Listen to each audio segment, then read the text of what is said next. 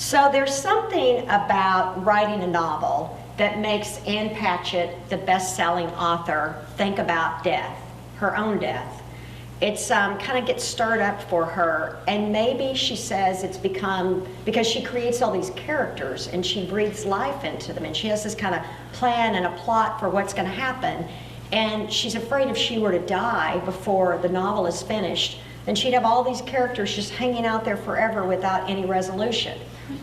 And evidently, it's not an unusual fear for authors, novelists, because she says her other friends are like that. A friend who is going to go away on a trip, and so she tells Anne, this is where you can find the files to finish my novel.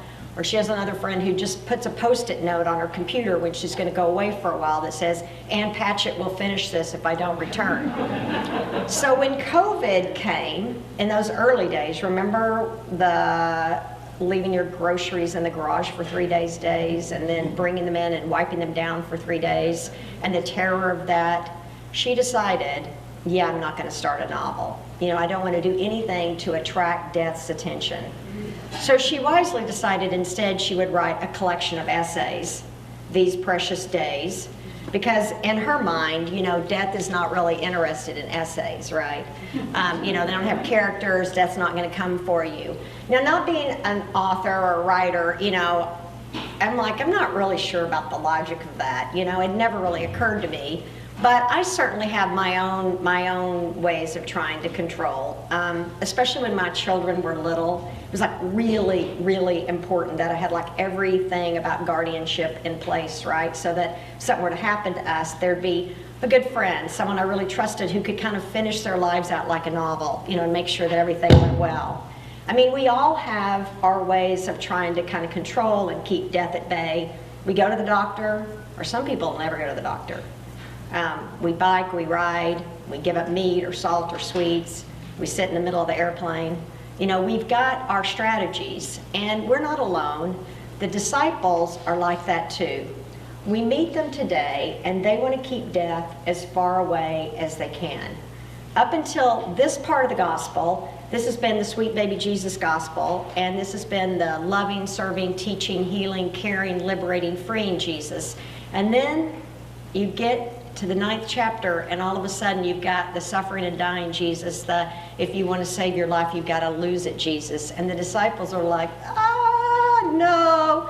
And luckily they get a reprieve, because right now in the verse this morning, they go up onto this mountain, and there's no more suffering and dying Jesus. Instead, there's Jesus high and lifted up. There's this Jesus transfigured and glowing.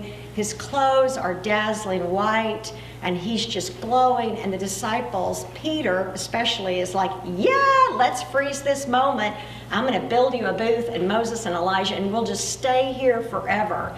And, you know, maybe it's sort of like an Olympic podium. I struggle again to try to picture what this is he's building, whether it's a tent or a booth or a dwelling. But the point is, Peter wants to freeze the moment. Maybe again like an Olympic podium. Let's just freeze this moment before you have to go home to your dictatorial country, right? We're just going to stay here. And then the scripture says Peter didn't know what he was saying, right? Because that was never the point. The point, as Jesus has said, is to go straight for the suffering, to go straight for the cross. He's going to take this cross, and somehow he's going to fashion it like into a shepherd's hook that pulls us all close, right? Somehow he's going to take that cross, and he's going to beat it into a plowshare. Somehow he's going to go straight for the suffering. He's going to go straight for the bomb shelter, straight for the cancer clinic, straight for the picket line, straight for the place of hate and hurt, death and distance, and he is going to bring something dazzling and beautiful out of it. And I hear this, and I always struggle with, how do you preach on that, especially right now, right? When, you know, to tell the people in Ukraine, Jesus has got this. You know, it looks bad right now, and there's these, you know, giant tanks rolling through the streets. You just wait. It's going to be something really lovely. Or, you know, dear friends we know who are facing a terminal illness. You know, it's going to be okay. So when I struggle to find a way to connect, you know, I always try to think about a character that we are familiar with, right? Some character who's been transformed, like, remember Rocky Balboa? How he went up those stairs, the high and lift. Remember, you know, da-da-da, da-da-da, you know, kind of rising up, or E.T., the little character glowing, flying through the sky, E.T. phone home. But that's been 40 and 45 years. So I think a lot of the younger people don't really know Rocky Balboa or E.T., either one. But then you could think of like Black Panther, right? T'Challa and Wakanda just a few years ago. But people, my parents' age, they don't know the Black Panther. But you know who we all know, this character transformed and transfigured and glowing? Charlotte's Web, Wilbur the pig. Who does not know that masterful story, right? Do you remember that little sweet pig, how Fern loved him so much, how he was just a sweet little pig until the goose told him, yeah, you're gonna be Mr. Zuckerman's Christmas dinner. You're headed for the slaughterhouse. But remember what happened? There was that unlikely friendship between Charlotte the spider and Wilbur the pig. You remember how she wrote in the web, some pig, and how Mr. Zuckerman came out there and found it. It was a miracle. This is no ordinary pig. Remember Wilbur standing there just glowing, transformed, this beautiful pig, some pig, and then there were more words, right? There was radiant and terrific. And then he went off to the county fair, and remember humble? And how he stood there, and then there was the blue ribbon, the $25 Mr. Zuckerman won, and there was the buttermilk bath, and Wilbur was just so gorgeous, transformed, transfigured. He had escaped death.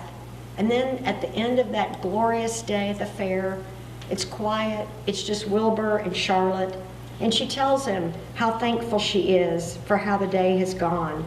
You will live secure, your future is assured, Wilbur, nothing can harm you now. The autumn days will shorten and grow cold. The leaves will shake loose from the trees and fall. Christmas will come, and the snows of winter. You will live to enjoy the beauty of the frozen world. For you mean a great deal to Zuckerman, and he will not harm you ever. Winter will pass, the days will lengthen, the ice will melt in the pasture pond. The song sparrow will return and sing, the frogs will awake, the warm wind will blow again. All these sights and sounds and smells will be yours to enjoy, Wilbur. This lovely world, these precious days. And then I can't read anymore, because you know what happens, right? It's not Wilbur's life, but Charlotte's life, right? And how she tells him, that she's not going to make it back to the farm. How she talks about friendship, what friendship means, how she's tried to just lift his life. I can't read that, because even now, the child Holly wants a different ending. I want Wilbur and Charlotte to just go on forever. Why not? I just want them to go on forever and ever and ever. This transformation, this really beautiful scene where we live forever with those we love. Now and then, I see someone who is able to live on the other side of that transfiguration. I talked about Rabbi Charlie a month or so ago, the rabbi that was held hostage for 10 hours with members of his congregation. I told you how close that hit to me because my childhood best friend, seminary roommate, is a colleague of Rabbi Charlie's, and she's been working closely with him for a decade. And her husband's the superintendent of the schools there.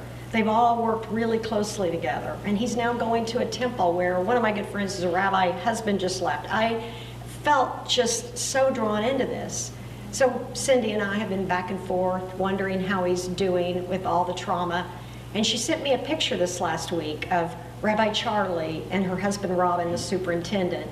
They were at an event together, and she said, Rabbi Charlie's doing really well. I mean, he feels like he's got a purpose and a calling. He's just spoke again before Congress this week, giving testimony. Had an op-ed in the New York Times this week, one in the Washington Post last week. But she said mainly he's okay because he's so friggin' happy to just be alive. And the picture she sent of Robin and Rabbi Charlie, they were at this event, like Mardi Gras event, and I'm telling you what, they're smiling, but Rabbi Charlie, he's glowing, right? Like a man who had someone with a gun in front of him for 10 hours, who managed to get out of there.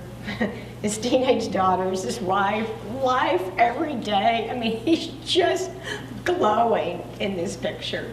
I mean, as someone who has been able to see the worst and come through it. But he's not sitting on a beach with a drink with an umbrella in it. I mean, he's writing op-eds about the stranger, how you got to move towards the stranger. You got to somehow move towards the person with the gun. You've got to somehow care for the person whose politics you despise. We've got to somehow try to take the ugliest, the most hateful, the most horrible person we can imagine and somehow bring them close and make them a friend. He was also called Charles. Some of you know him, Chuck Beitler. He was a very close friend of mine, now almost 30 years ago. He was a pastor at one of the UCC churches in town when even a progressive church struggled with a pastor who was gay and who had AIDS. And at some point, Chucky went by, he became too ill to really work. And he came and helped me at St. Andrew in the early days of starting that. He wanted to volunteer. He volunteered all over the city, even though he was really getting sick. He was wasting away. He was 110, and then he was 100, and then he was 95, and he still would go down to Dr. Sharon Lee's clinic care and volunteer with people with AIDS, like he had. And I remember he would drive from his house in Brookside out to Olathe, where we were starting the church. He would come into the elementary school gym carrying peonies, however you want to say them, from his yard, and this vase, and these flowers were bigger than he was. I remember how he was just shrinking away. If you were old enough to remember those days, people with AIDS, they were kind of gray. Their skin was gray, and there were pock marks, and there were lesions, and he just kept on. He wanted to be on the building committee. He had such a feeling of beauty and vision, even though he'd never lived to see it.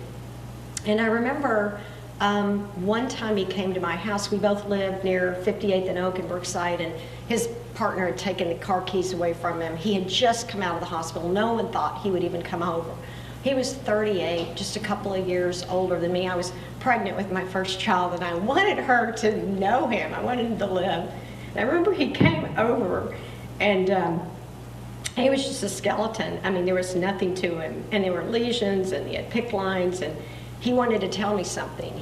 We had already gone over his service many times, but we sat on the front porch, and it was like March or April, and it was a warm winter day. And I remember the sun just kind of hitting him. He was a beautiful man, even at 80, 85 pounds. I remember he looked at me and he said, "I need to tell you, I am so thankful that I have AIDS. It has been such a gift to me, such a blessing. I'm just so incredibly fortunate. It's changed my life. I've become so much more loving and forgiving. I've become so much more open to love." I mean, he was transfigured and transformed. And anybody who was blessed to know him just felt it. Ann Patchett is right. Whether we write novels or essays or sermons or songs, death circles back for all of us, sooner or later. Sooner or later, death will think of us all. In the meantime, in the interim, the point is to live with joy and to make the most of these precious days. Amen.